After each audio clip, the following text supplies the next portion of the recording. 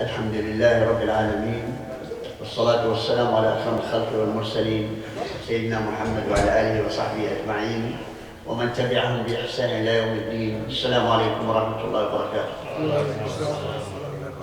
Now we're going to discuss the final phase of Rasul sallallahu alayhi wa sallam, life on earth, delivering his message. We talked about last Halaka, last Sunday, about the victory that Allah gave him over Mecca, his own hometown, and what the Ansar, the people of Medina, they have major concern. The Ansar, they had major concern. So they start talking to themselves and say, now the Prophet ﷺ, he's going to leave us and back his hometown. He's going to live in Mecca and leave us alone. After we did all of this for him, so that was kind of doubt in their heart, you know, that Rasulullah ﷺ is going to abandon them because they helped the da'wah, they helped Muhammad ﷺ from the beginning to the end, and all those victories because their help. The shaitan started telling them, he's going to abandon you, he's going to go to his own family and this and that. So they start having cold shoulders with the Rasul sallallahu alayhi wa sallam now, expecting him, you know, any moment say, okay, Ansar, go Medina, I'll stay. So Rasul sallallahu alayhi wa sallam realized there is some kind of ill feeling at that moment among the Ansar. So he called the Ansar, he says, yeah, Ansar, I'm going to tell you something. That was in Mecca. After they conquered Mecca and they destroyed all the idols and they cleaned up the Kaaba from every filth of everything, and he sent Khalid ibn al-Walid, Ali ibn Abi Talib, and Abu Ubaidah and all of those to go and destroy all the idols of all the tribes outside Mecca. So it was cleaned up from all idols. Then he called the Ansar, he says, I know you have a concern about me abandoning you and I will stay with my own people. Wallahi, listen to what he says. He said to the people of Ansar Medina, he said, Wallahi, if every nation went through a valley and the Ansar took another valley, I will follow the Ansar. Allahu Akbar. Look at the happiness, the joy, the maximum excitement of the Ansar. He said, I will never abandon you. I will follow you wherever you are. So they have what you call calm down now. They have tranquility in their heart. And now they said, okay. The Rasul sallallahu alayhi wa sallam, he divided the booties, you know, the spoils of the battles and all of that, divided among everybody else, but he did not give Ansar a bit, nothing. Some people start saying, look, now he's getting his own people. Because, you know, Shaitan is playing tricks even on the Muslims. So Rasul sallallahu alayhi wa sallam, he said, Ansar, come on back again. I'm going to give you a choice. You want to go home with booties, or you want to go home with Muhammad sallallahu alayhi wa sallam? They said, no, we go with Muhammad, we don't need booties. She said, this is what I did. I want to give them material stuff, but spiritual, my spirit is going to be with you. So let's go home. When everything settled in Mecca, and he appointed a leader of the Muslim, and he appointed a few people to teach the Quran and Deen and so on, and he says, okay, now you start traveling back and forth to Mecca to study the Deen from the beginning to everybody, and we have teachers and so on. So now he went back to Medina, conqueror, victorious. And as soon as he came to the borders of Medina, all women, children, and whoever men left in Medina, they came back exactly like the first time of Hijrah. What did they say? What did they make nasheed? Not? Let's hear it. No, that's not the way. طلع البدر علينا من ثنيات ثنيات الوداع. So what it means, they are describing Rasulullah with the full moon, al-Badr. That means the Badr showed itself from behind the mountains, ثنيات الوداع. It means the edges of the Medina, it's called ثنيات الوداع. It means the farewell borders. He showed up from among them as victorious. And the rest of the song, I'm not gonna, show you how good I am in singing. I'm not. But the idea, subhanAllah, the people of Medina, they like to celebrate. They love it from the beginning to the end because they are the luckiest human beings on earth at that time. Why? Because they have Muhammad. Now we will come. Because they have Prophet Muhammed sallallahu alaihi wasallam. And this is their gift in dunya and guarantee in akhirah. Now settle down. Then the news came in that the Romans are preparing an army to come to destroy Medina. The news came from the Roman. You remember Mu'tah? The battle of Mu'tah, that the three commanders got killed, and then Khalid ibn Walid took over and withdraw. Now the whole Roman Empire was shaken. 3,000 of those people, camel riders from the desert, the jinn of the desert, they used to call them jinn of the desert. They defeated 200,000 of Roman warriors. They called them at that time, what they used to call the Roman... Centurions. Centurion, yes, a centurion, but there is another name. Anyway, the soldier, the Roman soldier was known. They are the best soldiers on earth at the time. 3,000 defeated 200,000 of the Roman with their allies of the Arab allies at the time. So the whole kingdom of the Roman was on edge. So finally they called for their jihad. They call it crusade, the jihad. In their language is the crusade. For us we call them crusade. In their language also jihad. Let's go destroy this camel rider with his people. Let's wipe it out of the face of the earth. So Rasulullah got the news. So now he came. Now they just came from Mecca, so their spirits are very high.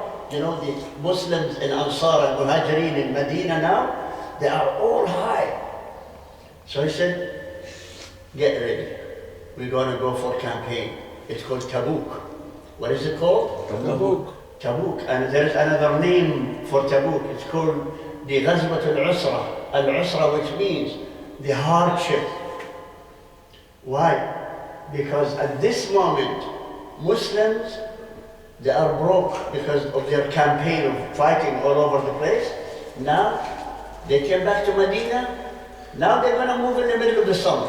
Middle of the summer when all the fruits, everything is ripe in Medina, ready to be picked up or harvested. They're going to leave it to go to this battle. That means all the crops are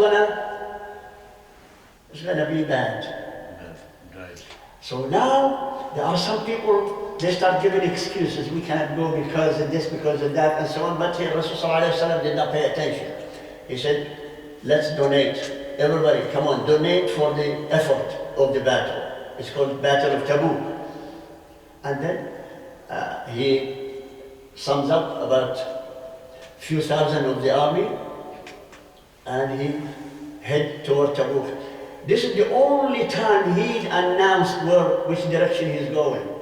He never announced anything before because of the war tactics. War tactics is never get the news of your army where they are going, because might news leak to the enemy, then they know which direction you're going. So they can do ambush, they can counter-attack. Except this one, because it's so hard. He wants everybody to know it's hard. And the trip is 2,000 kilometers, It's not easy. They might have, very hardship in reaching there. especially in the middle of the summer. Imagine middle of summer when it's 55 in the shade. Imagine 55 in the shade. How bad it's going to be when you are known for fighting, for war, with all the equipment, all these things, and you're walking. So anyway, let's make it short. Rasul sallallahu alayhi wa sallam reached this town Tabuk in Jordan, which is where we live. That town Tabuk, and he camped there. The closest place was called Karak fortress or base for the Roman. They have 65,000 soldiers in that one. There is Moab, another one. There is Balqa, another one. Each one of them 65,000 in it. So now he got another 200,000 soldiers of the Roman ready. But they didn't know that Prophet Muhammed ﷺ already in Tabuk. They think they're going to go to Medina. So the news was blocked. No, Rasul ﷺ was very careful not to leak any news, and he got everybody on guard. Don't even find a stranger, let them go. Hold them back so the news will not leak. Suddenly they got ready, then they sent scouts. Oh my God, they came back saying, oh, your High Majesty, the king, they are here in Tabuk already. Oh my God, they are coming to attack us, to invade us. Now listen to the reaction. I really, as if I lived there, I know the reaction of those people. The whole army escaped to Hims. You know the distance between Tabuk or Al-Karak and Hims? Another 2,000 kilometers, which is Hims in the middle of Syria. This is in the south of Jordan. The whole army started escaping, running there just scared, because they said the jinn is coming from the desert. That's how they used to perceive Muslims. The Rasul ﷺ stayed 20 days.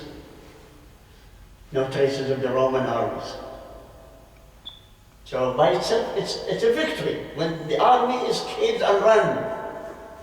So he said to the Muslim, okay, let's go back. And that was the result of Tabuk, the Usra, the hardship of the campaign. Allah rewarded them that there is no fight. There is no confrontation. لم يصبهم سوء. Allah subhanahu wa ta'ala saved the Muslim from being hurt or harmed, because there must be going to be a lot of harm, from Muslims. So here comes the Rasul sallallahu alaihi wasallam came back, and there is Surah At-Tawbah. If you read Surah At-Tawbah, Surah number 9, that surah, whole surah discussed about Tabuk, about the people who stayed behind, who gave excuses, and who didn't go to the jihad, and why didn't do that, and some of them repenting by the three major repenters, which they are the honest ones, the one who hanged themselves in the tree, and they said, we're not going to move until Rasul comes back and release us. Because they know they did wrong. And they were able, when he called for to go, every able person be ready to go to the campaign. Those people, among a few people, did not come. So those people says, Wallahi, we never been healthier, we never been wealthier, we never been ready more than that time. But we said excuses, we don't want to go. We are lazy. So after the Rasul was gone, and on his way back, they came back to their mind, and they said, Ya Allah, we want to repent. So 3 of them, they tied themselves to trees and say, we'll not move until the Rasul ﷺ comes. And the story in Surah At-Tawbah, you can read that. I'm not going to elaborate too much because we don't have much time. Now final phase, the Rasul ﷺ, after that, on the 9th year of Hijrah, he established Hajj by sending Hadrat Abu Bakr radiallahu anhu to lead the Hajj, to teach people. And the good news of the campaign of Abu Bakr radiallahu anhu to lead the Hajj campaign, he was given order of Rasul sallallahu alayhi wa sallam to ban anybody to go to Hajj naked. Banned anybody who goes to Hajj clapping. Banned everybody goes to Hajj whistling. They used to go around Kaaba naked, men, daytime, clapping and whistling. This is their tawaf around Kaaba. Women during the night, naked too. So that was the final order by Rasulullah ﷺ. He told Abu Bakr, after this Hajj, nobody should come to Hajj the old way, the Jahiliyyah way. And this is the way Rasulullah ﷺ showed him how. And he said, next year the Prophet himself is coming to teach us how to perform Hajj, the ritual of Hajj. So this 9th year was given to Rasulullah from Rasulullah ﷺ to Abu Bakr to instruct the people. He showed them the simplest way of Hajj, the way Ibrahim alayhi salam performed Hajj. Now, the next year, the Hajj, Hajjatul Wada', it's called the final Hajj. The Rasulullah alayhi salam got into the Arafat and he did his final Hajj khutbah. And in it, the beginning of Surah Al-Ma'idah being released is the last large surah, the last big surah being revealed. It's called Surah Al-Ma'idah. The one that Allah subhanahu wa ta'ala says, Al-Yawmu akmaltu lakum deenakum wa raditu lakum.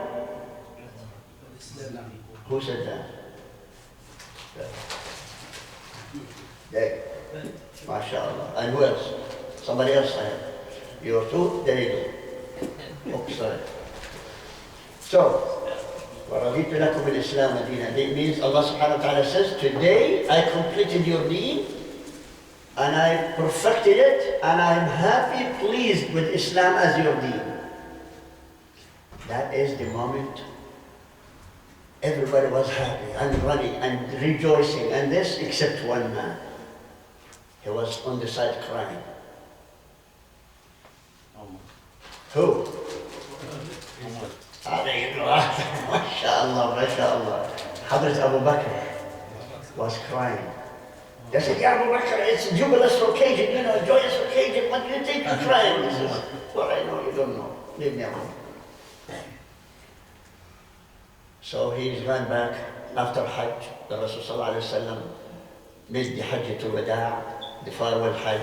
He instructed them to do. He told them, follow me, do whatever I do. And this is your ritual of Hajj, manasik al-Hajj.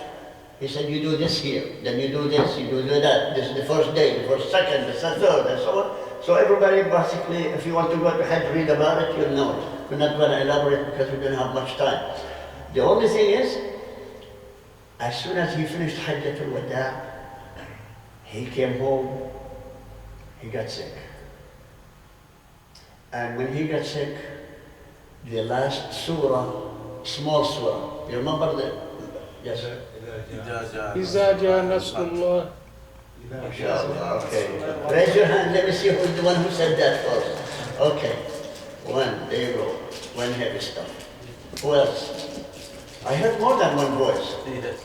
One voice, okay. I'll tell you what, over here, Tal. Your job again. I'm in good mood. So take this and give everybody one. Okay, start from the left. So here comes. Rasulullah, he received the last small surah. It's called Surah Al-Nasr. إِذَا جَاءَ نَصْرُ اللَّهِ وَالْفَتْحُ وَرَأَيْتَ النَّاسَ يَدْخُلُونَ فِي دِينِ اللَّهِ أَفْوَاجًا فَسَبِّحْ بِحَمْدِ رَبِّكَ وَاسْتَغْفِرْهُ إِنَّهُ كَانَ تَوَّابًا. The Muslims were running and rejoicing and enjoying themselves, except one man crying. You got your candy for it. It was Abu Bakr again. Then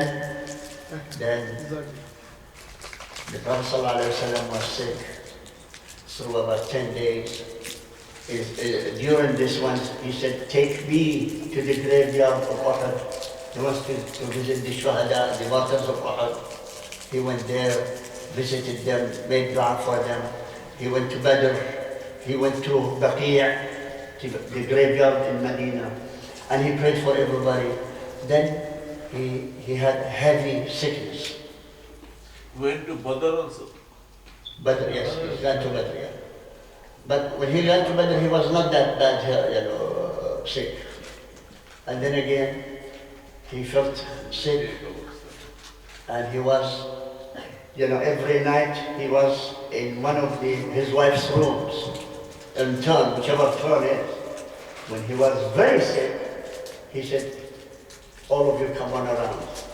He said, I ask your permission to be nursed at Aisha's room. Do you have any objection? So all of his wife says, Ya Rasulullah, you order us, we follow. He said, no, I need your permission. So they all said, yes, we get our, thank you. Did you give yourself? There, come here. This is one for you to go, and this one for me to come back and give me the rest. MashaAllah.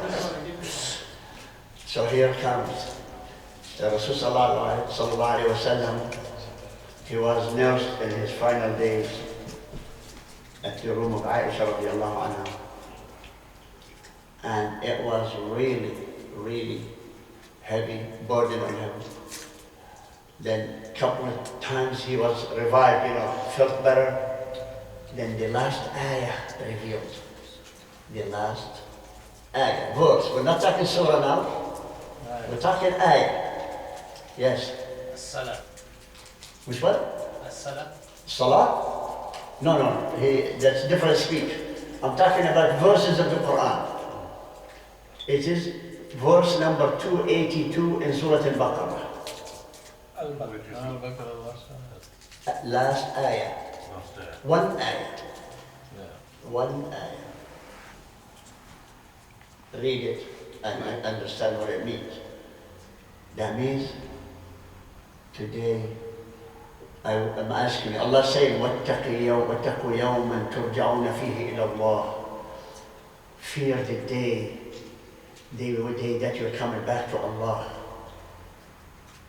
And that is the warning. And everybody will be accounted for whatever they've done in dunya. So that's the last ayah. So Rasul sallallahu alayhi wa sallam was crying his heart out. Again, Rasul sallallahu alayhi wa sallam felt sick. So every day, whenever he felt a little bit better or something in his will, he used to say, carry me, let me see my Muslim ummah. So they used to move the curtain. And he looks inside, especially if they are in salah. He used to be smiling. One time he was feeling well, but as salah was already going on with Abu Bakr radiallahu anhu, the Imam. So he kept coming. So Abu Bakr was leading the salah, and when he saw Prophet Muhammed sallallahu alaihi wasallam by the side of his eye, he moved back. So Rasul can stay. So Rasul sallallahu alaihi wasallam held him back. He said, stay. And he sat next to him. He sat next to Abu Bakr. Now let me remind you, Rasul sallallahu alaihi wasallam led the salah, continued, but his voice was very low because he's sick. He cannot raise his voice. What did Abu Bakr establish? He established, you remember in Mecca or anywhere, Masjid back home, when the Imam says Allahu Akbar, somebody behind him says Allahu Akbar. When he says Sami Allahu liman hamida, Rabbana wa lakal hamd. So everybody else understand. Allahu Akbar, then he says behind him Allahu Akbar. Because of Rasul sallallahu alayhi wa sallam, his voice very low. And this is established for the ummah, except when we come here, this is being cancelled. Back home, every masajid is still having the same thing, somebody calling after the imam. Some ulama says, because we have the microphone, we don't need that. It's the sunnah of Rasul sallallahu alayhi wa sallam. When it was established, let's do the same thing. Why do we have to cut sunnah just because we have technology? If there is no electricity tomorrow, and we have salah, then we have to Follow the sunnah. Yeah. see. But the idea, no, keep it going. Keep it going. It's beautiful voice, the second man, because some of us will enjoy it and it will give you time. Nowadays, the Imam, Allahu Akbar, Allahu Akbar, Salaam alayhi, everybody's finished. But when there is somebody saying Allahu Akbar after you, we'll have more fun of salah. That's the way I look at it. I don't know about you. Look at the time. He took 5 seconds more, you know. He took too much. But anyway, alhamdulillah, we still have people who are Muslim enjoy Salah, inshallah. So here comes in the final moment. In the final moment of our beloved Muhammad sallallahu alayhi wa sallam. He was leaning on the chest of Hazrat Aisha radiallahu anha in his last moments. Then Al-Fadl ibn Abbas walked in with the miswak in his hand. You know, Abbas is his uncle. He has a son called Al-Fadl. He was walking with the miswak, you know, doing his teeth. So Rasulullah didn't have the energy to call for it or to say anything.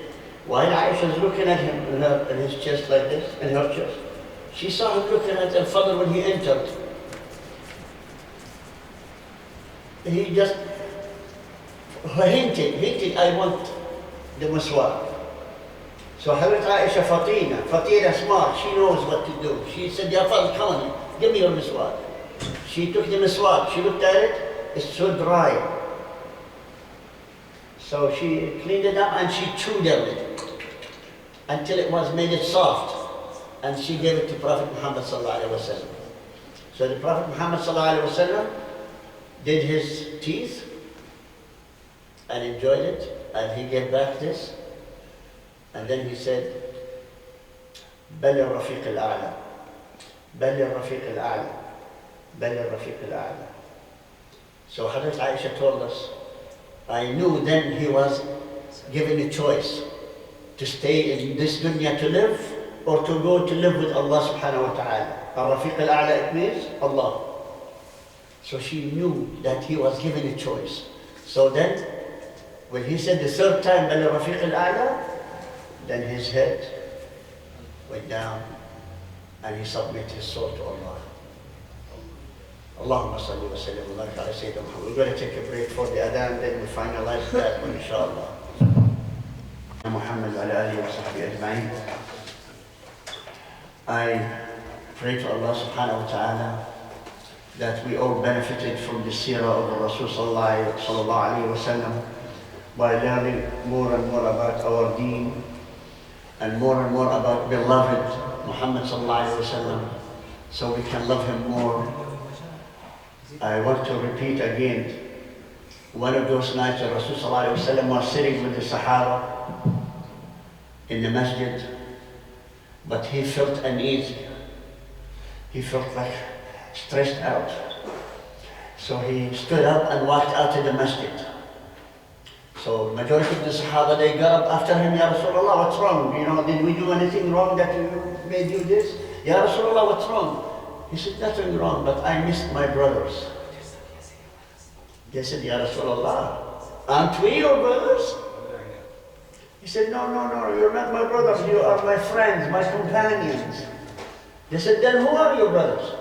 He said, those people who are coming after me, they will accept my da'wah, my sunnah, and they believe in me without seeing me. So I'm sending them salam. So I'm now representing the words of Muhammad sallallahu alayhi wa sallam to say to you, because you are his brothers. As-salamu alaykum wa rahmatullahi wa barakatuh. Ya Rasulullah. That's the way you said, because salam has to be directed to Rasul sallallahu alayhi wa sallam. So this is one of the signs of the love of Muhammad sallallahu alayhi wa sallam on all of us. And final thing, I'd like for you to, during the month of Ramadan, to think about something that we're going to continue the halaqat after Ramadan, if I stay alive, inshallah. Inshallah. And if Allah wills, for all of us to meet again after Ramadan, what subject you'd like for me to start doing the series over? We did before the diseases of the heart, we did Ramadan before, we did Barakat before, we did Seerah Rasul sallallahu alayhi wa sallam in the Seerah series, week after week after week. And by the way, you can go to all of those ones on YouTube, because my brother Zayn here dedicated that he will record every halaqah we've done here. You go to YouTube and write down Baitul Aman / Abu Yusuf. you find all the halaqat that we've done here. Thanks to Brother Zayn. So may Allah bless him, bless his family, bless his future too, inshallah. And whoever helped him too. So this is one. Second thing, during Ramadan, I might be able to come and see you here during Sunday nights if I could, because I will be doing also my own things. I need to learn too. I need a lot of things to learn. So I need to dedicate some time for learning more and more about my deen. So in order in the future, inshallah, we'll be sharing it. So I ask you never to forget to pray to each other. Pray for each other. Pray for the ummah all over the world, especially the suffering ummah, the one who are suffering. Especially the nights of Ramadan, just before iftar, dedicate 5 minutes for istighfar, asking Allah forgiveness, and for praying for your brothers and sisters who are suffering around the world. That's what I'm asking. And please, don't waste any more time in Ramadan without learning something about Islam. Imagine what the Rasul ﷺ went through and the Sahaba to make you Muslim. How much they suffered. How much they wasted of their own interest. I say wasting it because shaitan makes it something beneficial to us. I don't want to waste it. I want to live, I want to get money, I want to get this, I want to get that. But the Sahaba, they preferred to lose all of this just to protect the deen so they can reach you and reach me. So I ask Allah subhanahu wa ta'ala to forgive us, to forgive our parents and our children and our wives and sisters and mothers and daughters, and also to forgive each other, all of us, inshallah. The final dua, to ask Allah to be in the company of Muhammad sallallahu alayhi wa sallam in the Firdaus al-A'la. So please, when you ask for Jannah, don't ask any other place. When you ask, Ya Allah, give me Jannah, don't ask for Jannah. Ask for the Firdaus al-A'la of Jannah. Because the Rasul sallallahu alayhi wa sallam told us, if you ask in Jannah, don't ask any place, ask for Firdaus al-A'la. Why Firdaus al-A'la? Because it's the highest, the middle, and below the Arsh of Ar-Rahman, under the throne of Allah. What is better place than that? So I ask Allah to forgive all of us. May Allah bless you. May Allah give you Laylatul Qadr. May Allah bless you in Ramadan. And may Allah bless your families. And may Allah heal every sick of this ummah. May Allah lessen the suffering of this ummah. Allahumma unite this ummah to one word by La ilaha illallah Muhammadur Rasulullah.